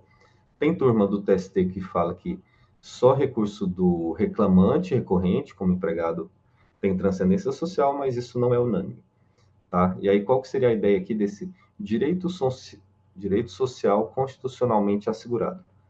Porque tudo que tem na Constituição Federal, se está na Constituição, que é a lei maior, é porque é muito importante. né? Se algo está lá, é porque é relevante, que é a Carta Magna, a Lei Maior, enfim, vários nomes que temos aí. Na verdade, então, sempre cito esse exemplo aqui. Vamos ver lá no artigo 242, parágrafo 2º da Constituição. Isso aqui realmente era essencial, precisava estar na Constituição, né? Que o Colégio Pedro II, localizado na cidade do Rio de Janeiro, será mantido na órbita federal. Não é uma questão bastante essencial, interessante, tem que estar na Constituição. Então tá, só essa pequena observação, mas vamos lá. A ideia, então, da CLT é o seguinte: o reclamante, empregado, que é a maioria, não vamos negar, né? Está pedindo um direito social previsto na Constituição Federal, e direito social está onde? Lá nos artigos 6º a 11. Então, isso tem transcendência social. E a gente se pergunta, a RR da reclamada pode ter transcendência social reconhecida? Já antecipei que tem turma que entende que sim, turma que entende que não. Teoricamente, isso aqui acaba sendo mais discussão teórica mesmo, princípio da paridade das armas, princípio da isonomia. Pode ser que um reclamante esteja discutindo reconhecimento de acordo coletivo e que a reclamada discuta também em outro processo a mesma cláusula, a validade da cláusula de norma coletiva. E aí? Vai ter recurso do reclamante, que vai ter a transcendência social reconhecida, e vai ter recurso da reclamada, que não vai ter transcendência social reconhecida, sendo que discute a mesma questão. Lembrando que artigo 7º, inciso 26, está aqui, é um direito social. Será que é justo empregado ter transcendência social e empregadora não ter, sendo que a questão em tese pode ser a mesma?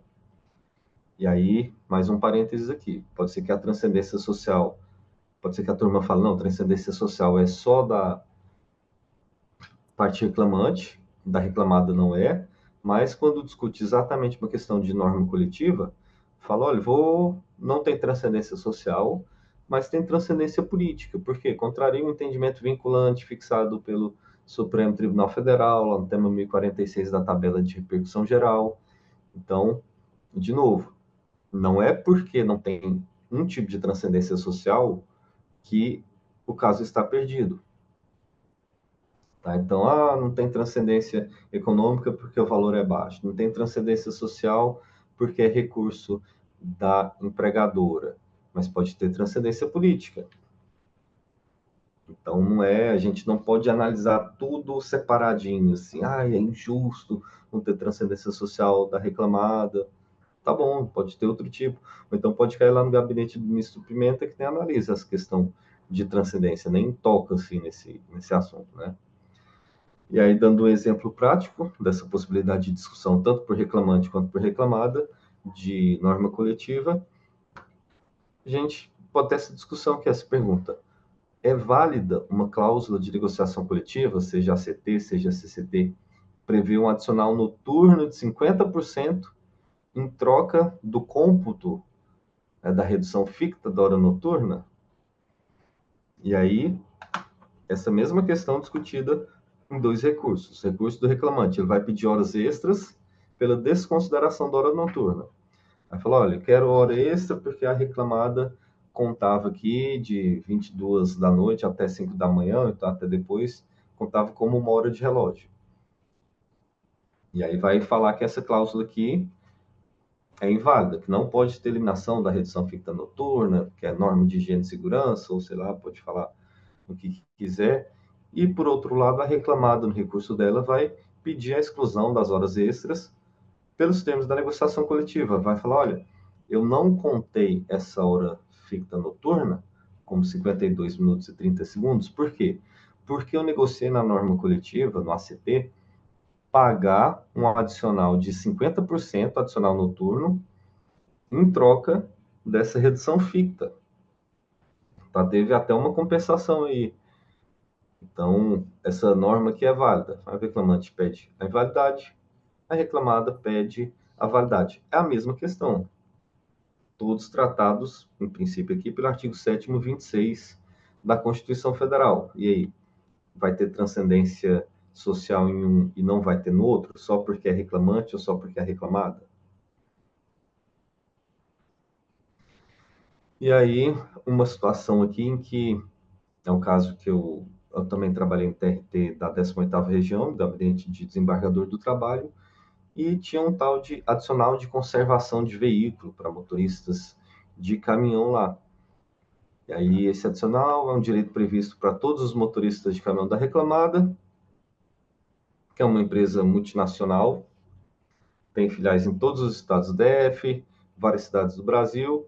Então, dependendo do que for discutido sobre esse adicional de conservação de veículo, essa decisão pode provocar reflexos em um número muito grande de trabalhadores. Não é que vai ser um reflexo automático, mas assim, se uma tese for discutida, se um processo for discutido no TST sob um enfoque, em tese, o TST, ou pelo menos uma turma que for decidir, vai ter que aplicar aquele entendimento em outros processos que chegarem para o tribunal, ou então a própria empresa falou, olha, o TST já discutiu sobre essa questão aqui, então eu automaticamente vou ter essa conduta com os meus empregados, porque apesar de eles não terem ação, aquela decisão do TST provoca reflexos em outros empregados. A gente vai entender um pouquinho melhor. E aí, como assim? Como que pode provocar reflexos em outros empregados? Bom, não transcende um processo específico, não gera reflexos em outros processos, em outros termos, quando o TRT fala o seguinte: olha, o João, que é o reclamante aqui, ele não conservava o veículo nos termos que a CCT exigia. Então, o João, não faz jus ao benefício. Por quê? Porque ele não conservava o veículo nos termos da CCT. Isso é uma questão individual. Vai ter que ver se o João conservava, se o Joaquim, se o Pedro, se a Maria, se a Joana conservava. Vai ter que ver a conduta individual. Então, se tem que analisar a conduta individual para ver se ele cumpriu os requisitos ali, se ele limpava ou não, conservava ou não o veículo, isso é algo que só interessa para aquele processo que está sendo discutido. É até uma questão de fatos e provas. É individual, não transcende, não produz reflexos em outros processos. Mas existe uma possibilidade, na verdade, várias possibilidades, de uma questão gerar reflexos em outras pessoas que não estão naquele caso específico. Se o TRT diz, por exemplo, olha, a gente tem uma situação que é o seguinte, adicional de conservação de veículo, certo? E aí, o João, ele estava dirigindo o caminhão dele e veio um acidente, veio um outro caminhão, um outro carro e bateu no caminhão do João. O João conservava o veículo, o João dirigia tranquilo, só que veio esse outro veículo, bateu nele e teve esse acidente de trânsito provocado por terceiro. E aí, nessa situação em que um acidente provocado por terceiro vai provocar dano no veículo, no caminhão, seria devido o adicional de conservação de veículos? Notem que nessa situação não vai depender se é o João, se é a Maria, vai ser uma situação abstrata. Olha, se vier um terceiro e bater no caminhão, tem direito ou não ao adicional de conservação de veículos? Porque aí é culpa de terceiro, não sei o quê, exclusão de culpabilidade, enfim, vai depender da tese a ser discutida, mas a diferença é essa. Não vai gerar reflexos em outros processos quando é uma questão individual, quando tiver que analisar a conduta individual de cada um, se conservava ou não os veículos, cumpria ou não requisitos da CCT, mas se for outra questão jurídica e não matéria fático-probatória, é possível aplicar esse entendimento em outros processos, não importa se é o João ou qualquer outro, que a tese aqui vai ser jurídica. Se a existência de acidente de trânsito de danos no veículos provocados por terceiro, por acidente de trânsito provocado por terceiro exclusivamente, é uma situação que permite ou não o pagamento desse adicional de conservação de veículo. Então, essa que é a ideia, né, do provocar reflexos, transcender a importância daquela causa. Então, a chave é essa, ver se a conduta é individual, se a consequência é individual para aquele processo, ou se é possível aplicar aquele entendimento a outras situações semelhantes que não vão depender, basicamente, de fatos e provas. Tá? Última transcendência, a transcendência jurídica, que, entre outros, existe quando? Quando tem uma questão nova, uma novidade em torno da interpretação da legislação trabalhista. E aí, aqui, também é um julgamento não vinculado. Como assim? A turma do TST pode falar, olha, existe sim uma questão nova em torno da interpretação da legislação trabalhista, só que o entendimento do TRT está correto, eu concordo com ele. Então, reconheça a transcendência jurídica pelo fato de que a questão é nova. E aí, eu vou decidir de um jeito X ou de um jeito Y, podendo dar provimento ou não, a depender do meu entendimento e do entendimento que o TRT tiver dado. Exemplos. Bom, na verdade, né, primeiro a gente tem que se perguntar, existência de questão nova, né? Questão nova. Não necessariamente é uma lei nova, tá? É uma questão nova. E uma das possibilidades é sim ter uma lei nova, caso clássico que a gente tem é reforma trabalhista, então lei dos motoristas, né? A gente se pergunta, existe uma lei nova para ser interpretada pelo TST? Ou então existe uma lei antiga, só que agora vista sob um novo enfoque que a gente não tinha pensado antes? A lei até é velha, já existia, mas não tinha aparecido essa questão.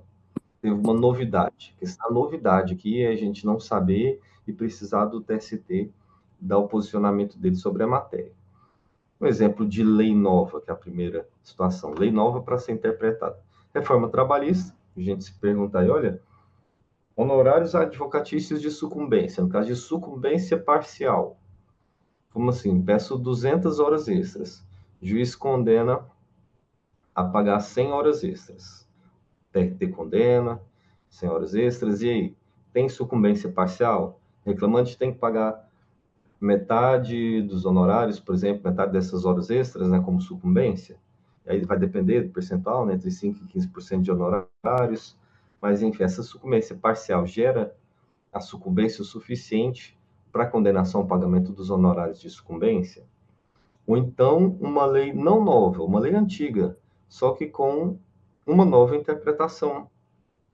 Vamos pegar os artigos 2º e 3º, caput desses artigos da CLT, fala ali dos requisitos de vínculo de emprego, e esses dispositivos não foram modificados pela reforma trabalhista, pelo menos não o caput dos artigos 2º e 3º da CLT. Então, é uma lei antiga com uma interpretação nova. Olha, é possível vínculo de emprego, entre aqueles termos lá, gig economy,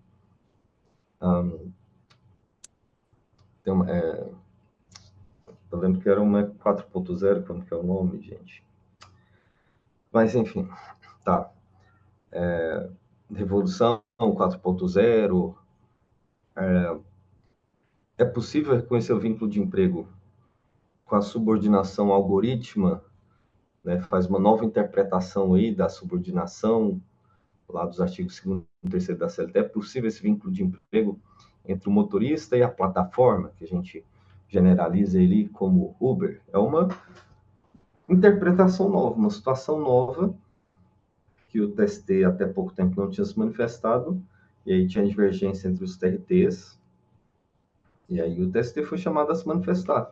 Então tinha transcendência jurídica, tanto que a 4ª turma do TST até hoje diz que existe transcendência jurídica nessas discussões, e aí, como a turma entende que não existe vínculo de emprego, seja recurso do motorista da Uber, seja recurso da Uber, tem transcendência jurídica nos dois. Mas se for recurso da Uber, a 4ª turma dá provimento, porque o entendimento dela é que não tem vínculo de emprego. Se for recurso do motorista, do empregado, do trabalhador, né?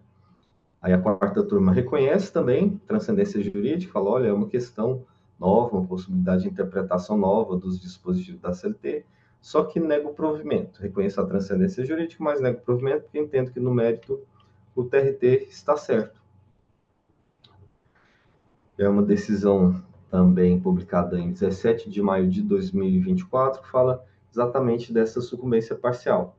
Segunda turma, falando da procedência parcial, ou seja, pedidos parcialmente procedentes, não ganha tudo que pediu, mas ganha pelo menos alguma coisa, não gera direito aos honorários advocatícios de sucumbência para a parte reclamada, no caso, né? Porque a parte reclamante pede alguma coisa, ganha pelo menos um pouquinho, então tem procedência parcial do pedido.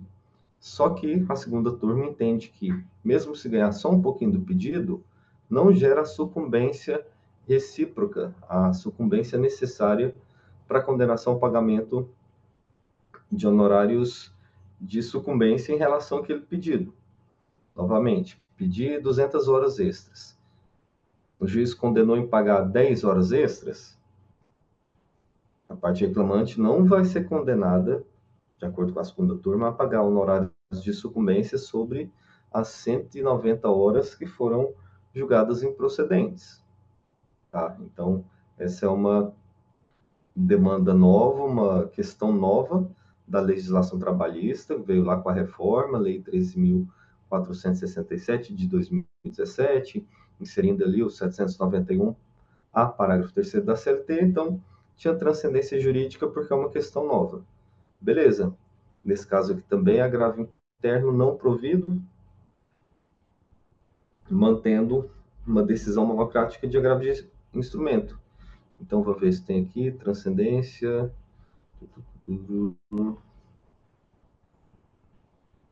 Aqui não tem especificamente falando sobre transcendência, mas enfim, a questão, a ideia seria mostrar essa discussão nova, né, no âmbito do TST. E aí aqui exatamente a questão da Uber, acórdão publicado sexta-feira da semana passada também, dia 23 de agosto, dizendo exatamente a quarta turma essa questão do Uber. Olha, esse pedido aqui de reconhecimento de vínculo de emprego, reconhecendo motoristas de aplicativo, empresas provedoras de plataformas de tecnologia, ainda é novo no âmbito desta corte. Voltando ali ao entendimento, a sugestão do ministro Ives no livro dele. Olha, não tem decisão da SDI, não tem decisão do Supremo, então entendo que é uma decisão nova no âmbito aqui do TST, reconheço a transcendência jurídica. Aqui logo no começo, avulta a transcendência jurídica da causa. Por quê? Porque a discussão é nova, não tem precedente da SDI, não tem precedente do Pleno, não tem decisão do Supremo ainda, então transcendência jurídica, inclusive, a nível de curiosidade, quando é reconhecida a transcendência jurídica, como é nessas situações aqui, assim, a gente sabe que a quarta turma, pelo menos por enquanto, não vai reconhecer vínculo de emprego nessa situação, tá?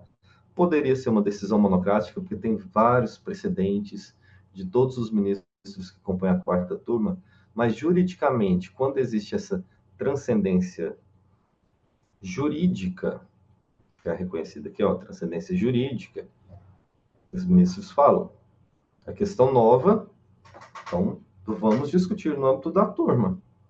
E aí já sabe qual vai ser o julgamento, né? Mas didaticamente, juridicamente, fala, como a discussão é nova, vamos julgar no colegiado. Então, quando podem observar, não tem decisão monocrática de ministro da quarta turma reconhecendo transcendência jurídica da causa. Exatamente por isso. Olha, é importante, essa decisão é uma questão nova, e a questão nova vamos levar lá para a turma julgar. Tanto que aqui acórdão em agravo de instrumento. Não teve uma decisão monocrática em agravo de instrumento para depois ter o agravo interno. Já foi direto para o colegiado. Tá bom? Aqui, na redação dos artigos 2º e 3º da CLT, como eu falei, não foram modificados pela reforma trabalhista, exatamente para essa questão da possibilidade de uma lei antiga representar transcendência jurídica, porque tem uma questão nova a ser interpretada. E aí a mesma questão. Ó, aqui era recurso do reclamante, né? Olha, tem transcendência jurídica, mas nega o provimento. Entendo que não tem vínculo de emprego. Quarta turma. Aqui na terceira turma, relator ministro Maurício Godinho Delgado,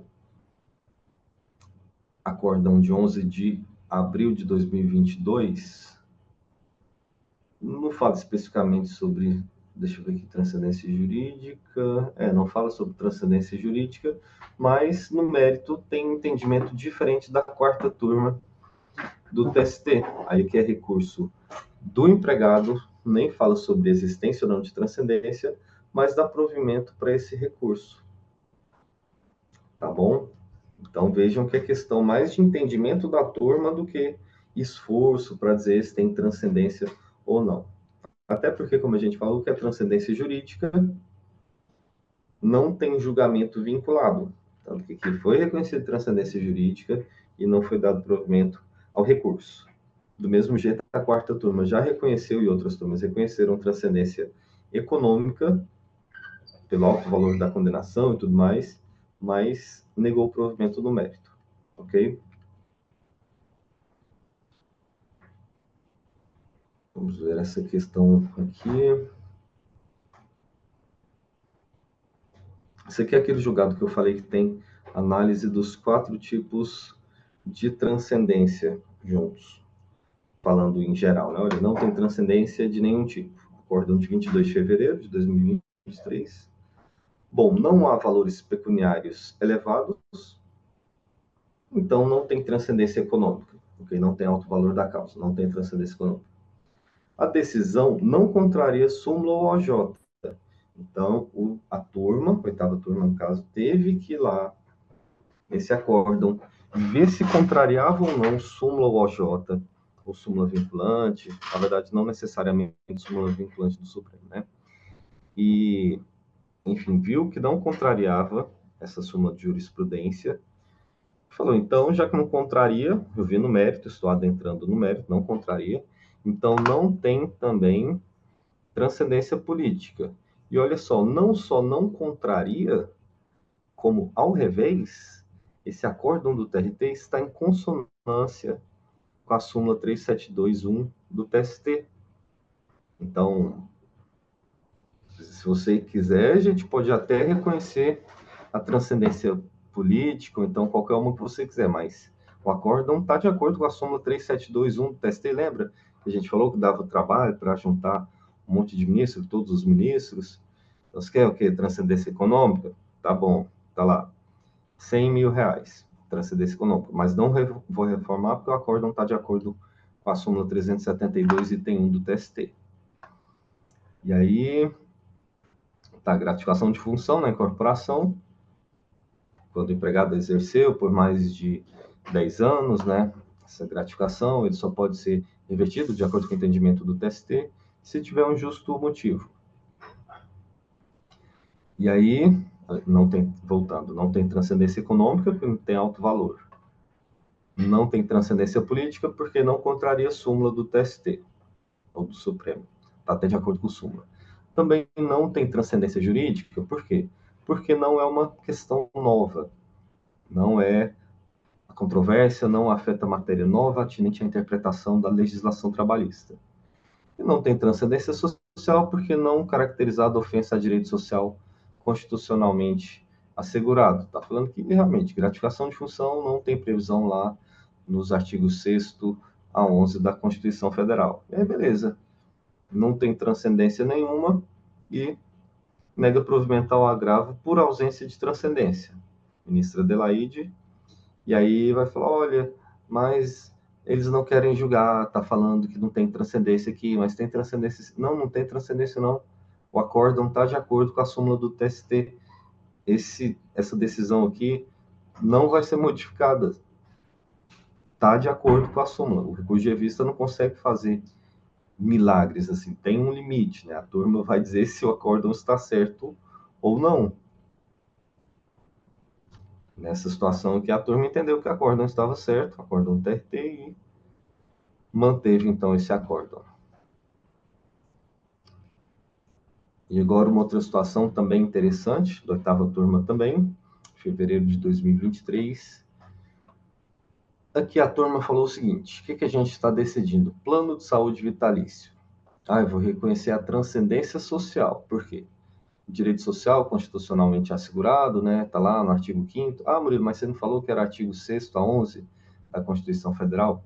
Sim, em princípio, sim. Direito social constitucionalmente assegurado, artigo 6º a 11. Mas lembre que aquele rol da CLT é exemplificativo. E aí aqui a turma falou, bom, entendo lá que os direitos e garantias individuais, artigo 5º da CLT, podem representar, sim, transcendência social. Então, eu vou dar provimento aqui ao gravo de instrumento, reconhecendo a transcendência social. Só que esse recurso de revista, em relação exatamente a essa matéria aqui, entendo que no mérito, olha aqui, ó, recurso de revista não conhecido. Tá? Por quê? Porque o reclamante não provou os gastos com o tratamento médico e despesas decorrentes da doença ocupacional, e aí não dá para condenar reclamado a pagar o plano de saúde vitalício. Então, questão de prova. O reclamante não provou os danos e aí não condenou a reclamada a pagar o plano de saúde. Transcendência social reconhecida, que a turma acha que isso que é transcendência social, mas recurso de vista não conhecido.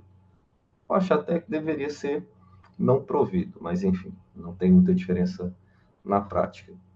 Só que aqui, nesse mesmo acórdão, em outro tema, questão de beneficiário da justiça gratuita poder ser condenado a pagamento de honorários de sucumbência, a turma também reconheceu a transcendência social.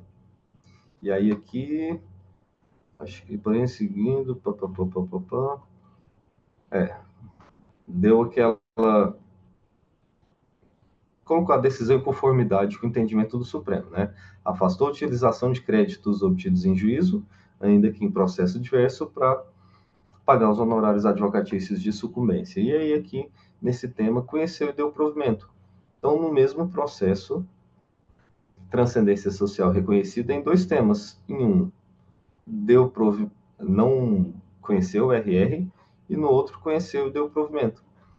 Se fosse outra turma, a quarta turma, poderia falar direto aqui, olha, não tem transcendência, porque é caso de súmula 126, reclamante não provou as despesas, que era decorrente da moléstia, então, entendo que não tem transcendência. Mas o procedimento ali de quem faria a minuta do voto, da decisão, seria o mesmo caminho de admissibilidade do recurso de revista. Voltando a dizer aqui, não fiquem tão desesperados para essa questão da transcendência, que pode acontecer isso aqui. Transcendência reconhecida, recurso não conhecido. Não é vinculante, assim, né? E aí, então, vamos encerrando por aqui essa questão da transcendência, e o próximo encontro vai ser no dia 2 de setembro de 2024, próxima segunda-feira. A gente vai falar sobre súmula 126 do TST, usando pré-questionamento, embargos de declaração da forma correta, tá? A gente vai entender melhor quando que não cabe recurso de revista, que incide a súmula 126 do TST, quando que não é o caso de incidência dessa súmula, mas sim reenquadramento jurídico, o que eu chamo de reencaixotamento jurídico, como obter o pré-questionamento, quando que precisa ou não de ADs no âmbito do TRT, e enfim, vai ser uma aula bem interessante. E aí a gente está nessa sequência, então, transcendência para ter essa ideia inicial, introdutória, e aí aqui, súmula 126, para saber quando que não cabe, quem acompanha as aulas há um tempo já sabe, né, tem essa sequência, primeiro, quando que não cabe RR, e aí aqui, pré-questionamento, como obter esse pré-questionamento, porque às vezes é preciso de você embargar lá no TRT para poder interpor o recurso de revista. Então, estamos nesse caminho aí que tem a ver com o que você precisa fazer para obter, ou pelo menos tentar obter uma decisão favorável no TST. Oi, pessoal! Bom, eu sou advogada atuante aqui em São Paulo, então a gente tem muitas ações que chegam no TST e eu cheguei até a comentar com o professor Murilo há um tempo que eu tinha feito um curso de RR até com juiz. No final total eu fiz 4 cursos e achava que já estava bem, porque eu já subia recurso, mas o curso do professor Murilo é de outro mundo mesmo.